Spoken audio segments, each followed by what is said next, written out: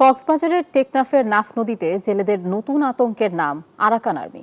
গত 5 মাসে মাছ ধরতে যাওয়া 150 জেলেকে অপহরণ করেছে মিয়ানমারের রাখাইন রাজ্যের এই বিদ্রোহী গোষ্ঠী। সম্প্রতি বিজিবির তৎপরতায় কিছু জেলেকে ফেরত আনা গেলেও বন্ধ নেই অপহরণের ঘটনা। এতে আতঙ্কে জেলেরা। কক্সবাজার থেকে ইরফানুল হাসানের রিপোর্টে বিস্তারিত।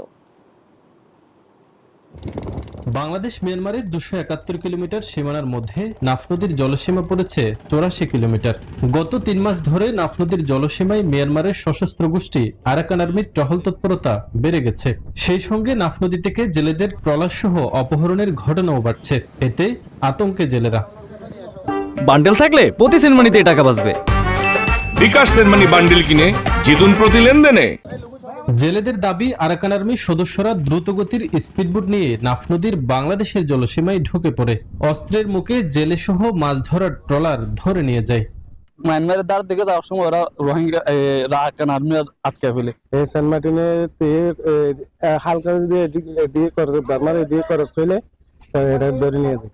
তবে বিজিবির তৎপরতায় সম্প্রতি কিছু জেলেকে ফেরত আনা গেলেও অপহরণের ঘটনা বন্ধ করা যাচ্ছে না। এদিকে বুট মালিক সমিতির পক্ষ থেকে জানানো হয়, মোটা অঙ্কের টাকা দিয়ে মুক্তি মিললেও প্রায়ই ট্রলার রেখে দেয় আরাকান আর্মি। সাগর যাওয়ার সময় আরাকান আর্মির কাছে রাস্তা দিয়ে যাইতে আছে, এই রাস্তা দিয়ে দেখতে আছে আরাকান আর্মি।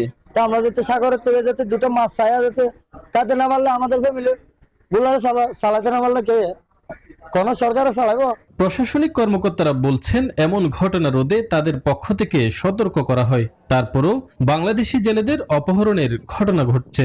যেহেতু আরাকানদের সাথে আমাদের এখনো কোনো ফর্মাল সম্পর্ক নাই, সেই ক্ষেত্রে আমাদের প্রথম অনুরোধটাই হলো জেলেরা যেন কোনো ক্রমে আমাদের বাংলাদেশ সীমানা অতিক্রম না করে।